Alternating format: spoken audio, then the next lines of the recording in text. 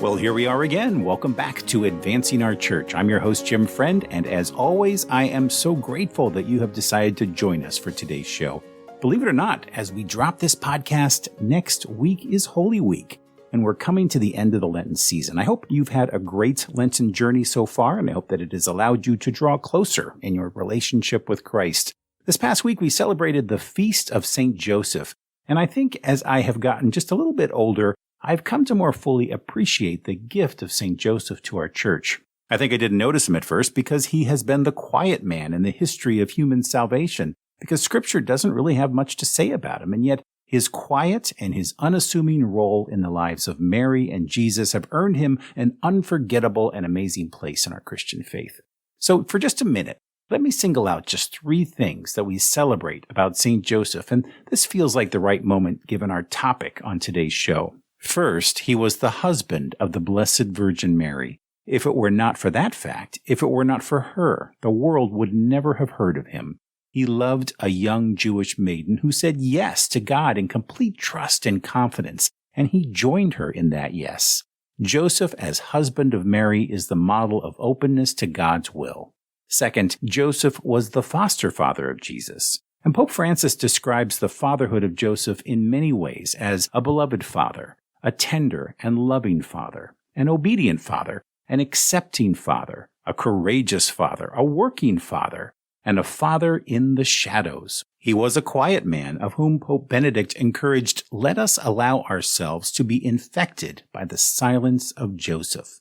We have much need of it in a world which we know is often too noisy and does not encourage reflection and listening to the voice of God. Third and finally, Joseph was a working man who found God's presence in human labor. He was humble, and he did not seek recognition or privilege in his daily life. The calluses on his hands bore great witness to the dignity of everyday ordinary life. For the Christian, Joseph, as a quiet working man, showed what it meant to practice the presence of God. He is a model of quiet prayer and closeness to Jesus, whose example invites us to think about the time that we devote to prayer each day. So I invite you to reflect on St. Joseph, especially if you are a man, to ask God for the grace to imitate this quiet man in the daily space of our own personal prayer life. Before we get started, I also want to thank our sponsor, Changing Our World. Changing Our World is a fundraising and social impact consulting firm that has been serving the Catholic Church for more than 20 years.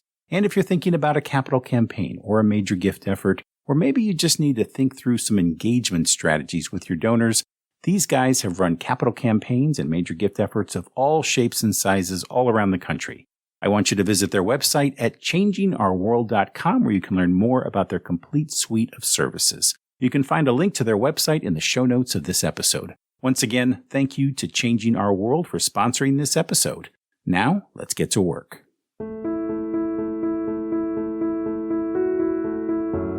Today I speak with Andy Lesnefsky, the President of Vagabond Missions, which is a national organization that shares the gospel with inner-city teens by equipping young adults to serve as Catholic missionaries. Since 2018, Vagabond Missions has quadrupled its footprints by opening missions in 4 new cities. The Vagabond staff currently serves inner-city teenagers in Pittsburgh, Wichita, Steubenville, Mobile, Oklahoma, Indianapolis, Philadelphia, and Greenville, North Carolina. And so, without further ado, here's my conversation with Andy Lesnefsky. Well, Andy, welcome to the show. So glad to have you here at Advancing Our Church. I'm happy to be here. So, Andy, why don't we start with just tell us a little bit about your own journey. How did you wind up getting into youth ministry? I just kind of from a young age always wanted to be a youth minister. Growing up, my mom served as our youth minister at our church, but was kind of a situation where they needed a youth minister. She wasn't necessarily like trained or experienced in youth ministry, but just said, I'll do it. And so it ended up bearing a lot of fruit. At one point, me and 2 of my brothers were all youth ministers, or did some things in ministry. So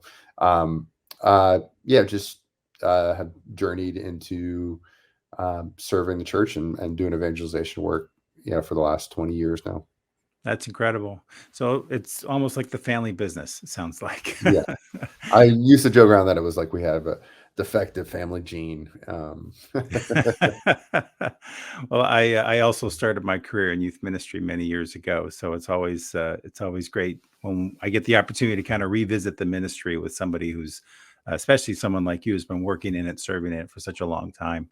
How did you get started in Vagabond Missions? I know that your brother is the founder, and you're now the CEO. Tell us a little bit about kind of that journey. Yeah, so my brother Bob founded the mission, and kind of similar in a similar time when he was founding it. I was a few years into ministry at a parish, so was still kind of get my feet wet at that point. And so we did a lot of things together. I think I was first a donor to Vagabond before I was a volunteer. Volunteered. We would do kind of ministry opportunities together with kids from the suburbs and kids from the inner city. Eventually served as a board member.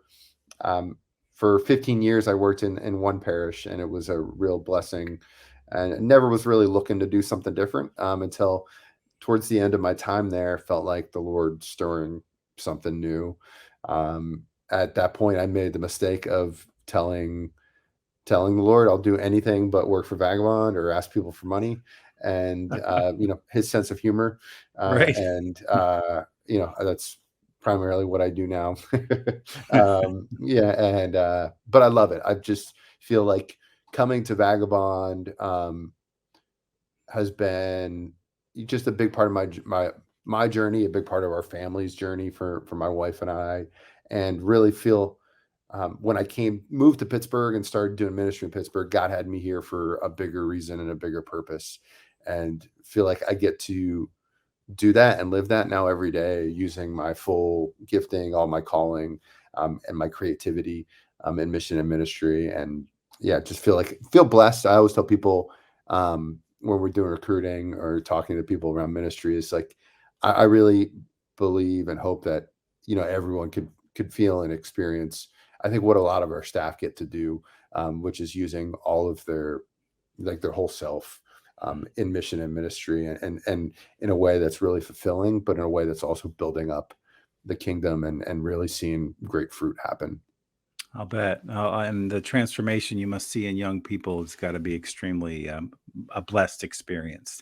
Um, Andy, tell me a little bit about the name Vagabond. How did that kind of come about? Yeah, so actually, when we were first formed, we were Dirty Vagabond Ministries back in the day. And honestly, say like a lot of times when you're starting a nonprofit or a venture, like there wasn't a thought like, hey, what would this look like if we were in a bunch of different cities, or Right. try to be in every major city. And so the name at first is kind of like chosen in a sense of just being something different and out there. But the main purpose in the word vagabond, and I think one thing that sometimes people, like it gives them a little bit of a like step back, or like, hey, what does that mean? Right. And are we talking, in a way that's like objectifying the people we serve? But really, the heart of being a vagabond is that for us as the missionaries, we are the vagabonds. Similar to, Christ says, foxes have dens, birds have nests, but the Son of Man has no place to lay his head. And it's a remembrance as a missionary that this is not our home, that heaven is. And so we journey together as vagabonds, as those who are pointing others and trying to lead other people to that home of heaven. And so one Christ is the vagabond, two we're the vagabond, and then just inviting people on that journey with us. It's a massive mission that you have. It's just incredible, and there's so much hopelessness out there, and around homelessness, and food insecurity, and education. Just so many needs that our young people have that I'm sure that you encounter, and that you're asked to or somehow address in some way. But How do we break this kind of cycle of hopelessness that we find in our inner city youth today? Yeah, so what we've realized over the years is there are so many needs. Right. And in a lot of ways, one of the things what we look at is like one of the inner city of the church is kind of the frontier of evangelization. Um, in a lot of ways, there's a lot of churches, maybe more like per capita than any other place, Right. that we look at. But at the same point, we often find churches empty. Or if they are full, they're often full of people coming in from outside, or, there's really a lack of ministry specifically targeted to teenagers. And so what what we really see is that there's so many efforts and things going on um, in the world to address some of the things going on in the inner city, but there's not a lot of great fruit. And I think a lot of the reason for that is unless you know hope and love, money doesn't just necessarily like fix things. Right. It's there's got to be like purpose and meaning behind it. And so um, what we've tried to do is be really good at what we do and not try to fix every need, because there's so many things happening. And so when we we resource people out to other ministries or other resources, but what we are primarily focused on is um, evangelization, sharing the gospel with inner city teens. And we do that by following a model, a ministry that Christ really lays out, in a sense of um, spending time with people, building relationships. Ultimately, that's typically done in a smaller group environment, focused on really dialing in on a few people. And so that's kind of what we do. We show up where kids are and see that hope changes in and through relationship. It's not a drive-by evangelization. It's not a putting on a DVD program. It's day in and day out walking with really some amazing teens who oftentimes maybe are just struggling because of their life circumstance and things that they haven't chosen or can't control. And so just entering into those lives and being able to build relationship and ultimately like share the love of Jesus through that relationship. In one of the videos on your website that I was watching, just to kind of get to know you guys a little better, there was one of you and your brother. You told a story of a young woman who was originally a part of your ministry and then became kind of part of your coaches, one of your coaches. Can you tell us a little bit about? I think her name was Disha, Deshia, Deja. Deja. I'm sorry, Yeah, Deja is just Deja. absolutely is a blessing. Yes, She we've actually over the past few years we've had 6 different former teens like who came through the mission and right, ministry become missionaries, and Deja was one of them. She's right now she's on a little bit of a leave from the sure, mission. She's at Franciscan University of Steubenville, great, working on her undergrad now. But she just a really great kid yeah, when I first met her. Um, and one of the weeks we do in the year is usually a summer camp week, and it's just a really great opportunity for transformation. It's a great opportunity for kids to kind of go through, hear the gospel, but to also like just do some really fun things like ropes hmm, course and zip yeah, lining. And um, Deja came, and Deja wasn't in a great spot and ended up having to send Deja home. And those moments are really tough um, in leading a mission like we do, because often when you say goodbye to a kid and have to send them home, there's a risk that that's the last time like they're ever going to step foot in something that we're doing. Um, but our missionaries were consistent in Deja's life. She ended up becoming Catholic. Just had a really kind of beautiful transformation in her life, and kind of worked through a lot of things with her missionary team, and really felt this pull in her heart do mission, and I was actually thinking about doing another mission work, and just really kind of heard the voice of the Lord say, like, no, like Vagabond's where you need to serve. And so we were blessed to have her move from the North Carolina mission up here to Pittsburgh and serve with our teens here in the Hill District, and just really, really a beautiful example of like the Lord at work, and just the hope that that Christ brings us as we serve him and say yes. That's wonderful. How are your recruitment efforts going? Is there a big need out there as you're trying to grow this ministry? Yeah, we are. One of our big goals for the year is to hire 35 missionaries. We've got a big weekend coming up. We call it our encounter weekend. So they're coming. All those the candidates that are in the pipeline now are coming to that to kind of see and experience a little bit of the mission. But the need's great. I think if we had a missionary tree that just grew missionaries, we could staff a lot more missions. But I think being a missionary is one of the greatest things anyone can do with their life, and it is something I think, in some sense, there's it's the heart of the church is missions. And so, whether it's with Vagabond or with another organization, I think it's something that everyone at some point in their life should pray about. Like, is God calling me like to mission? Like, how is he calling me? He's calling all of us to serve in some sense. And so whether that's to help send people or whether that's to go, but yeah, we would love to continue to grow. So we've got a good group in the pipeline. We still have spots open and are eager and excited to continue conversations with new candidates in terms of coming in. But yeah, it's definitely one of our biggest needs, I think, in terms of as we grow, like continue to find ways to partner. We partner with Focus at the Seek Conference or different universities with visits. So those are good opportunities for us to kind of get the word out, but just to continue to cast the net and invite people into mission. Makes sense. You're a people organization, and so it's a huge forming those people and educating them and training them and providing them with the tools that they need. That's obviously a big part of what you do.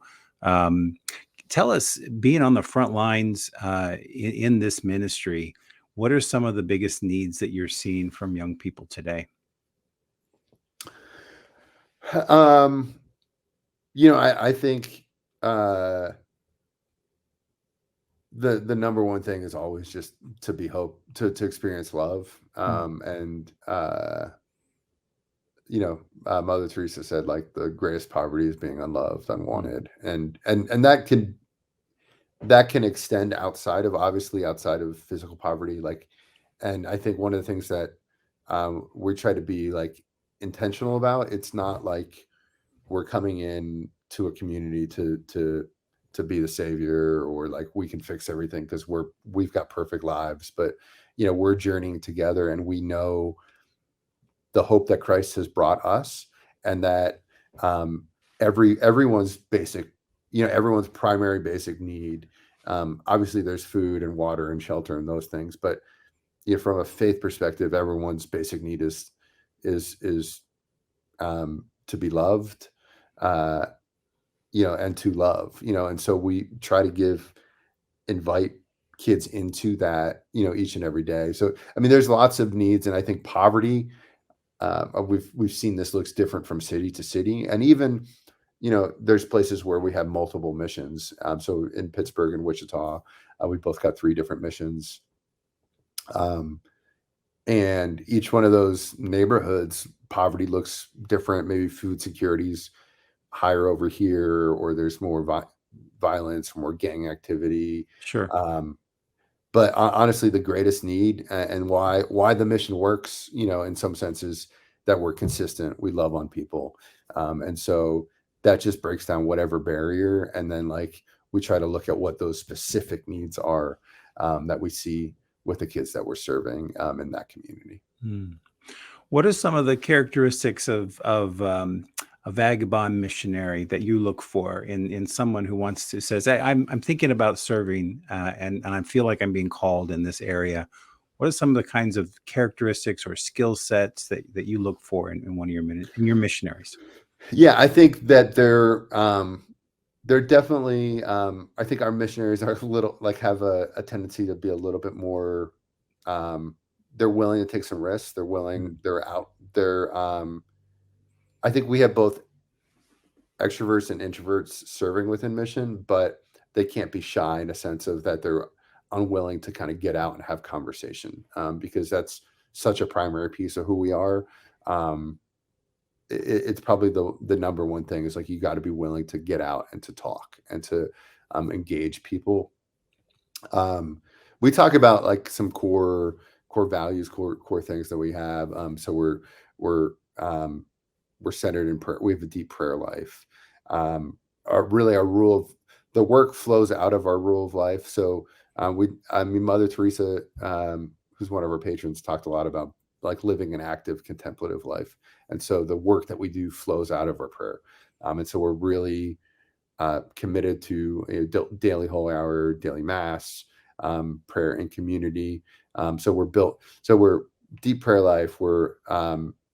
We are driven to mission.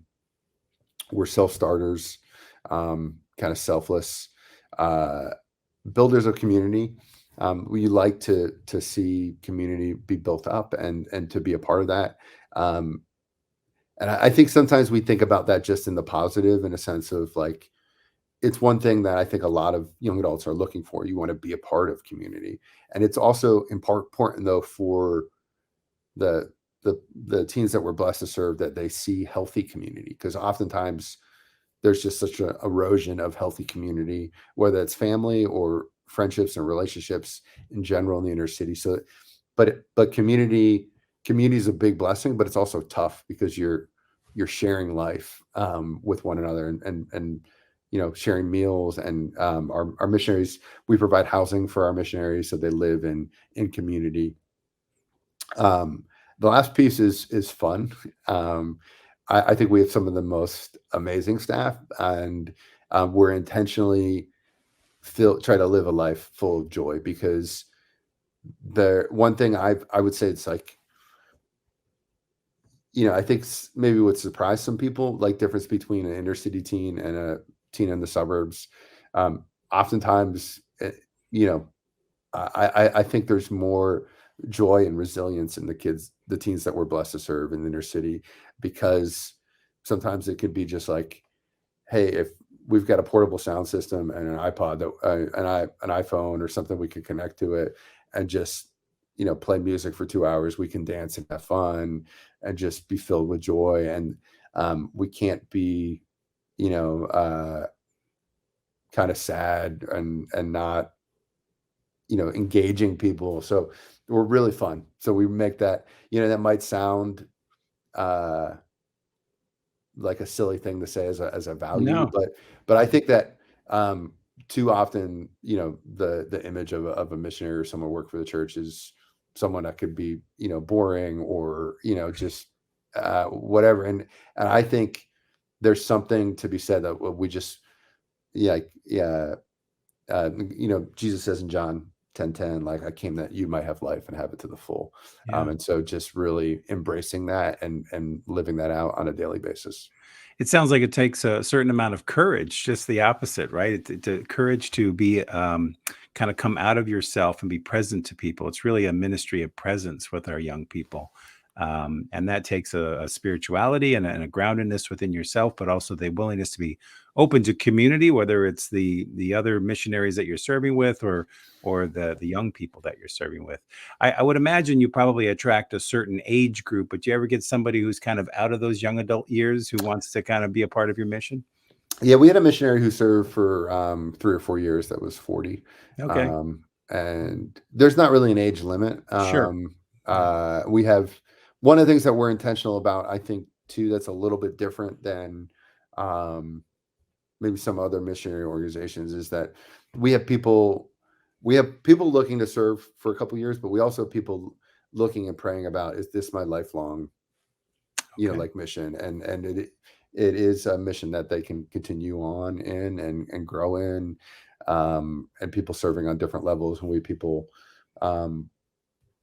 single, married, with kids, and continuing to really serve the Lord. And so yeah, there's kind of standard. I mean, our typical age range is college grad, but we've had people doing kind of a gap year. Usually say to be able at least a year out of high school, Mhm. but kind of taking some time off, or maybe college isn't the right fit for them, and they just want to do mission. So we're happy to, um, you know, pray through and discern whether this is the right fit for them, and welcome them into the mission as well.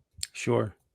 I would imagine that you get inquiries quite a bit around the country for your ministry to come to different cities. How does that happen that you come to a city and establish this ministry?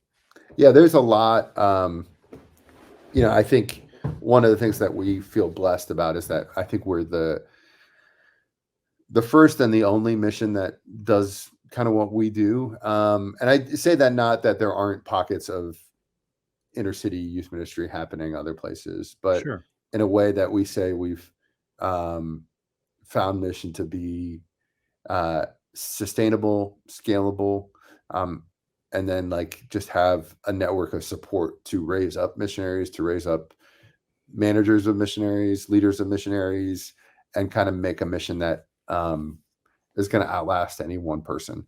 Um, so the yeah, the inquiries kind of feel like we get a lot of inquiries, whether it's every other week or sometimes more often.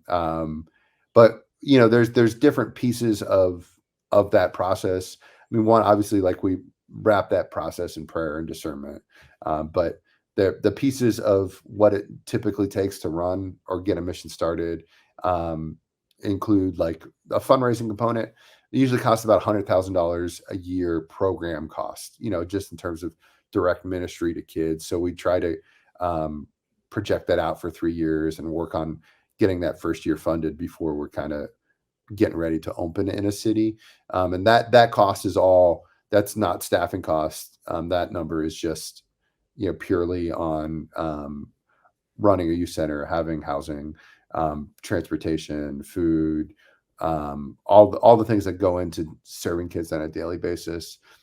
Second would be, yeah, maybe even primary to that would be uh, having key leadership staff in the local area. So usually want to have like 1 to 2 um, staff who are on board and getting that mission open, who are committed to the mission, but also committed to that local city, and seeing that happen.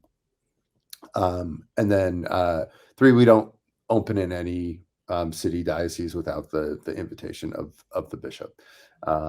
We want to serve. We serve alongside the church and are blessed to do so, but don't want to be anywhere that we're not invited and haven't had some talk there with the bishop around like what the ministry looks like and how we hope and plan to serve the church in the local area. Of course, yeah. That's beautiful. So, Andy, if I'm listening to this conversation and I can't volunteer because I have other obligations, but I want to help, what are some of your greatest needs that you might be raising funds for right now to support your mission? Yeah, I mean, financially, we're kind of, I would say, in a season of continued growth, and I mean, the easiest way to donate is obviously to go to our website. They could donate online or get our address if they want to send a check in. But our, we're in a season of really continue to grow where we are, but continue to cast that net of like reaching more teens in more cities. Um, I we're happy to like have conversation with people too about some of those like specific needs, whether it's in a specific city or nationally.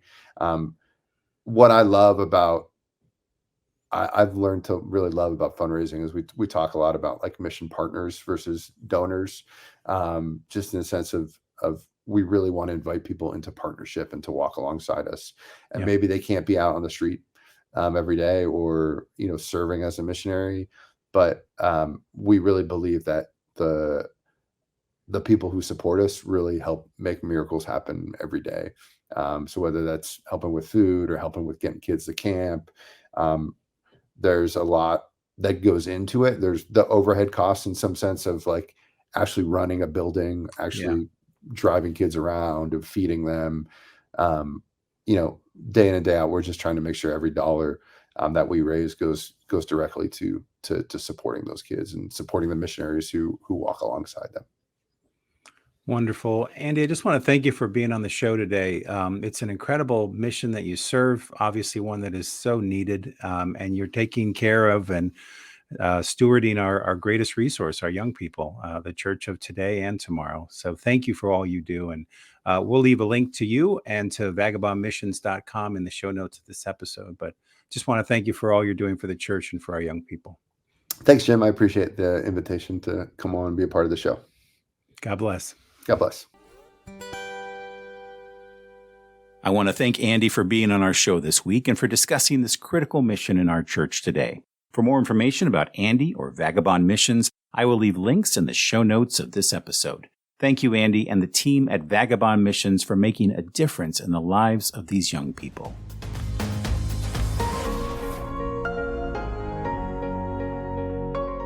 Well, that's our show this week. Special thanks to Podastery Studios for helping us to produce another great show. And if you'd like to help our show, please leave us a rating wherever you downloaded this podcast. And if this is your first time listening to Advancing Our Church, I hope you're going to stick around and subscribe. You can find us on all places where you download your favorite podcasts. You can find us on YouTube. You can follow us on Twitter, Facebook, or Instagram.